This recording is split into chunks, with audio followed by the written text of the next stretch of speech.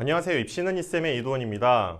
오늘은 새롭게 달라진 학생부 종합전형 평가 요소에서 이제 마지막입니다.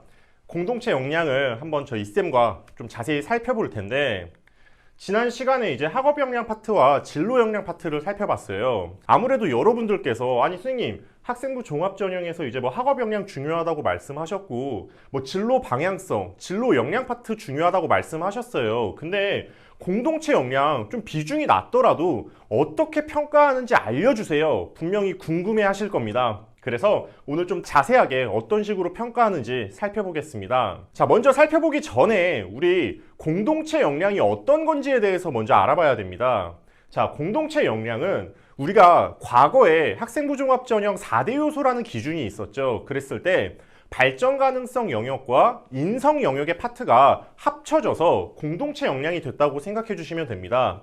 좀 더 구체적으로 살펴보면 인성 영역이라는 이 큰 베이스에서 우리가 이제 발전 가능성 안에 리더십의 영역이 추가적으로 들어왔다. 이것을 공동체 역량이라고 부르겠다라고 한 겁니다. 인성 영역의 경우는 사실 우리가 너 인성 좋아, 너 인성 나빠 라고 했을 때 너무 넓은 영역에서 좀 포괄적인 의미를 담고 있죠. 그래서 인성 영역은 너무 넓은 영역을 포괄해서 우리가 측정하기가 어렵다. 그리고 학생부 종합전형에서 이제 평가하기가 어려운 개인적인 차원의 의미가 이 인성이라는 단어 자체에는 부각이 된다는 겁니다. 그래서 인성이라는 단어 자체 명칭은 폐기가 됐다 생각해 주시면 됩니다. 자, 발전 가능성 영역은 우리가 이제 평가 요소를 조금 해체했다라고 이야기를 합니다. 그래서 리더십의 영역만을 공동체 역량으로 가져왔는데, 자, 요약을 해서 말씀드리면 우리가 학생부 종합전형 평가를 할 때 있어서 인성과 발전 가능성 영역 이거를 합쳐서 공동체 역량이라고 이야기를 했고, 그랬을 때 우리가 발전 가능성 영역과 인성 영역을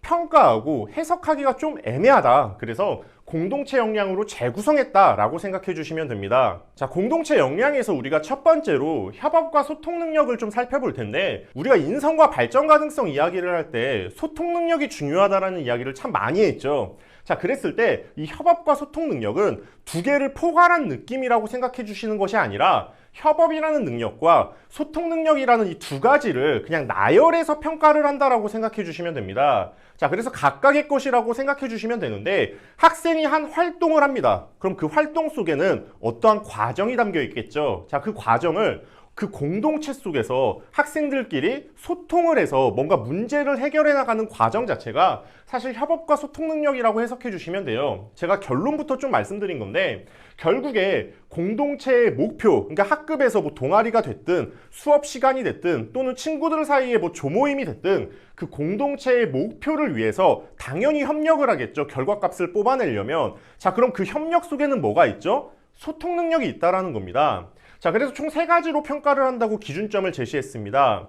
자, 첫 번째 경우는 우리가 창의적 체험 활동 영역에 동아리 영역과 자율활동 영역, 진로 영역이 있습니다. 자, 이 세 가지의 영역과 또 이제 수업 세특이라든지 그 수업 내에서의 공동체 영역 안에서 우리 개인의 학생이 공동체한테 어떠한 영향을 미쳤는지 긍정적인 영향을 미쳤다라고 하면 그 부분을 고평가하겠다고 말을 합니다. 자, 그리고 두 번째의 경우는 공동의 과제 수행 및 발표, 그러니까 학생들이 어떠한 결과값을 뽑아낼 때 있어서 그 공동체가 과제를 수행하고 그 과제 수행에 있어서 발표를 진행을 하겠죠. 자, 그랬을 때 그러한 완성으로서의 경험을 우리 학생들을 자발성, 얼마나 우리 학생이 좀 스스로 좀 자기 주도적으로 이렇게 그 활동을 완성으로까지 이끌고 나갔냐, 또 그러한 활동이 얼마나 빈도가 좀 잦냐, 뭐 이런 부분들을 학생을 평가한다라는 거죠. 그러면 스스로 우리가 자기 주도성을 갖고 스스로 우리가 공동의 과제를 결과로까지 좀 이끌어내는 그런 자기 주도적인 능력과 또 그 빈도수, 그렇게 스스로 참여하는 그 경우의 그 활동이 여러 영역에서 여러 번 반복되어서 생활기록부에 기재가 돼 있다라고 하면 그 학생을 학생부 종합전형에서는 고평가한다는 겁니다. 다음은 나눔과 배려입니다. 자, 나눔과 배려, 우리가 이름만 봤을 때는 봉사활동과 좀 이렇게 착각을 하는 경우가 많습니다. 자, 그래서 학생부 종합전형으로 제가 대학에 합격하려면 뭐 봉사활동 시간이 몇 시간 필요한가요? 이렇게 물어보시는 분들이 저희 쌤이 강연을 나갔을 때 굉장히 많습니다. 그게 어떻게 보면 이 나눔과 배려라는 영역 때문에 그런데 사실 나눔과 배려 영역은 봉사활동의 양이라든지 또는 우리 학생이 한 봉사활동을 얼마나 지속해서 했는가 이런 것을 평가하는 것이 아니라 사실 학급 내에서 또는 동아리 활동이라든지 또는 수업 내에서 우리 학생들이 공동체 활동을 했을 때 이 공동체 안에서 소통을 어떻게 하고 어떻게 내가 얼마만큼 남들을 배려했는지에 대한 그런 내용들을 이 평가자들은 평가한다고 이야기합니다. 좀 더 구체적으로 살펴보면 이제 멘토링 활동이라든지 또는 어려운 환경에 처해진 뭐 개인 또는 사회 문제에 관심을 가져서 뭐 주제 활동으로 발표를 한다든지 또는 교내 행사라든지 축제 그리고 이러한 학교 활동에 자발적으로 참여하는 것들이 생활기록부 전반에 걸쳐서 좀 이렇게 기재가 됐다라고 하면 사실 나눔과 배려로 평가자들이 평가를 한다고 이야기합니다. 지금까지 우리가 좀 살펴보면 이 공동체 역량의 경우는 여러분들이 뭐 나는 나눔과 배려를 할 거야 이렇게 활동을 하는 것이 아니라 여러분들이 여러분의 진로 방향성에 맞춰서 학교 활동을 하고 또 그 안에서 뭔가 과정들을 생활기록부 속에 녹였다라고 하면 평가자 입장에서 알아서 공동체 역량으로 평가를 하겠다는 겁니다. 지금까지만 보더라도 솔직히 학생부 종합전형 준비한 학생들은 크게 뭐 문제가 되거나 이러진 않을 거예요. 공동체 역량의 세 번째 평가 지표는 이제 성실성과 규칙 준수입니다. 자, 이 부분도 사실 어떻게 보면 굉장히 애매한 부분이에요. 근데 이 부분도 저희 쌤이 좀 명확하게 설명을 드리겠습니다.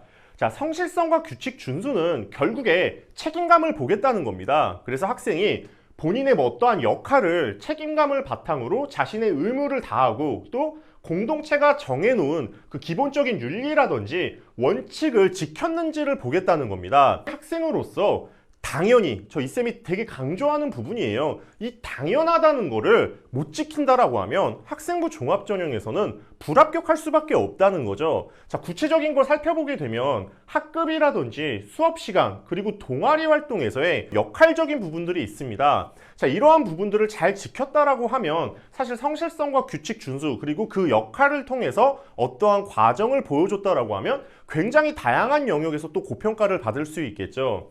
자, 그리고 수업 출석. 학생부 종합전형 저 이 쌤이 컨설팅을 하게 되면 사실 매년 우리 미인정 무단이라고 하죠. 이 미인정 괴물들을 만나게 됩니다. 자, 미인정 괴물이 뭐냐면 우리 학생들이 학교가 집이랑 가까운 거예요. 그래서 엄마가 맨날 깨워도 일어나지도 않고 그렇게 늦게 가서 미인정 칸에 굉장히 숫자가 많이 써 있는 학생들은 학생부 종합전형에서는 붙는 사례를 저희 쌤은 본 적이 없습니다. 그래서 여러분 학생부 종합전형으로 대학 가고 싶으면 출석 기본적인 겁니다. 그래서 뭐 당연히 해야 하는 의무다. 자, 그리고 교내에 다양한 단체 활동들이 있어요. 이게 뭐 의무적으로 해야 되는 부분들이 있는데 이러한 활동들을 잘 참여했는지 그 참여 속에서 어떠한 과정을 보여줬는지 저희 쌤이 계속 이야기하는 부분이 과정이라는 겁니다. 여러분들 생활기록부 보게 되면 특히 지방권역의 일반고 학생들 같은 경우는 결과 중심으로 되게 나열되어 있는 경우가 많습니다. 하지만 그렇게 결과 중심으로 나열되어 있는 거는 생활기록부를 고평가할 수가 없다는 거죠. 그래서 학생만의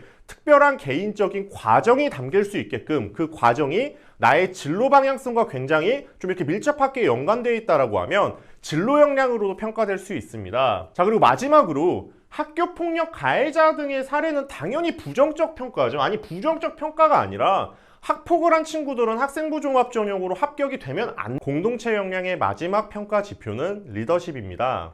자, 이 리더십은 공동체의 목표를 위해서 구성원들과의 상호작용인데 이게 수업을 통해서 또 모둠별로 학습 상황을 통해서 또 동아리 활동 등을 통해서 보여줄 수 있습니다. 그래서 선생님 저 학교 회장인데요. 선생님 저 반장이에요. 선생님 저 동아리 회장입니다. 이거 리더십으로 평가되죠. 단순하게 회장이나 반장이나 동아리 이런 회장들은 우리가 리더십으로 단순하게 평가하지 않는다는 거죠. 이게 무슨 말이냐면 학생이 회장이나 반장, 동아리 회장 전국에 수많은 학생들이 몇백 명이 되는 학생들이 다 회장하고 반장하고 동아리 회장 했다는 겁니다. 그래서 이러한 영역이 아니라 학생이 회장이나 반장이나 동아리 회장을 통해서 구성원들을 어떤 식으로 이끌어냈는지에 대한 과정, 그리고 어떠한 프로젝트를 어떻게 계획을 하고 그거 실행을 어떤 식으로 주도했는지에 대한 과정이 담기게 생활기록부에 서술이 된다라고 하면 그건 리더십으로 평가가 되지만, 단순하게 이런 역할들을 했다고 해서 그 학생을 리더십이 있다라고 평가하지는 않습니다. 자, 그리고 구성원들 간의 서로의 인정 그리고 신뢰를 바탕으로 해서 참여를 이끌고 조율한 경험, 어떻게 보면 이 계획하고 실행을 주도한 경험이랑 똑같은 말이라는 거죠. 그래서 이러한 경험들이 리더십으로 평가되기 때문에 여러분들께서는 어떠한 어떤 회장, 반장 이런 장에 집착하지 마시고, 내가 어떠한 역할을 맡았을 때 그 역할을 통해서 결과 그리고 완성으로까지 학생들을 어떤 식으로 조율하고 어떻게 이끌어내는지에 대한 내용들을 담아낸다라고 하면 그러한 모든 부분을 우리가 리더십으로 평가하기 때문에 여러분들이 이런 단순 장에 집착하지 않으셔도 됩니다. 오늘 이쌤과 함께 학생부 종합전형의 새로운 평가 지표 공동체 역량을 살펴봤는데 여러분들 많은 도움 되셨나요? 도움 되셨다면 저 입시는 이쌤 채널 좋아요와 구독 눌러주시고, 저 이쌤은 앞으로도 더 유익한 정보 가지고 여러분들께 찾아뵙도록 하겠습니다. 오늘 영상 시청해주셔서 감사합니다.